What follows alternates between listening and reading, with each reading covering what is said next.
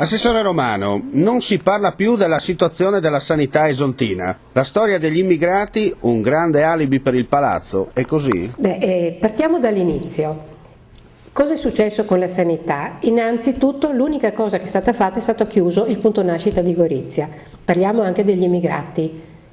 L'unico campo ben accogliente è stato fatto a Gorizia. Anch'io mi chiedo perché. Abilità politica del Presidente della provincia in questo caso. Ecco, mi sto chiedendo, Gherghetti è stato bravissimo, ha aperto il vaso di Pandora, ha fatto sì che a Gorizia arrivassero centinaia e centinaia di immigrati, come è stato dimostrato dai fatti, ma parliamo anche di sanità.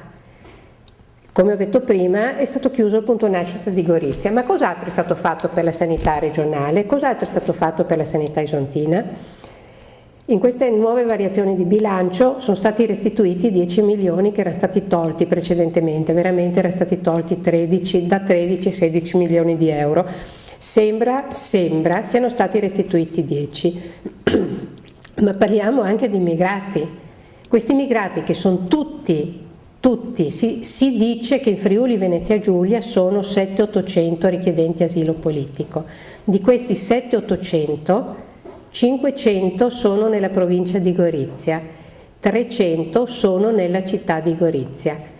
Bisogna dare anche una risposta sanitaria a questi, perché se li accogliamo dobbiamo anche rispondere.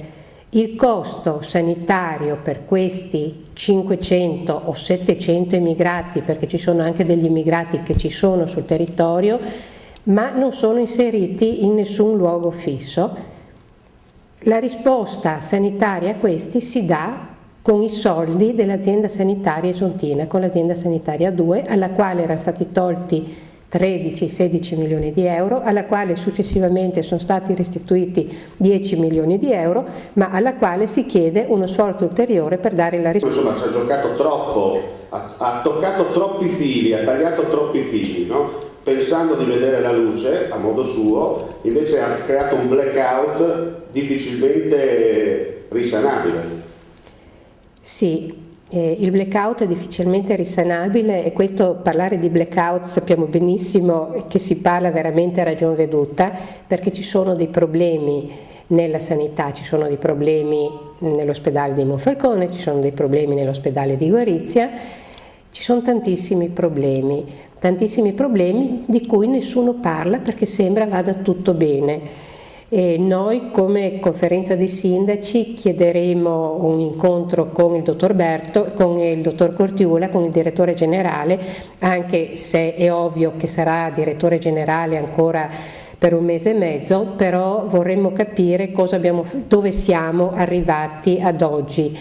Non ci sono ancora le schede ospedaliere, l'azienda sanitaria dovrà ancora consegnare le schede ospedaliere in regione e appena le consegnerà mi sono ripromessa di fare questo incontro col dottor Cortiula. Ma non vedo niente di buono, è stato detto che all'Isontino non si tolgono posti letto. Mi sembra una baggianata, non si tolgono, si mettono da una parte e si tolgono dall'altra. Insomma, mi sento un po' presa in giro, diciamo così. Per concludere, la politica di oggi dice che i debiti bisogna, come si dice, pagarli, ma qualcuno è già arrivato alle cambiali? Le cambiali sono arrivate, ma probabilmente saranno degli insoluti.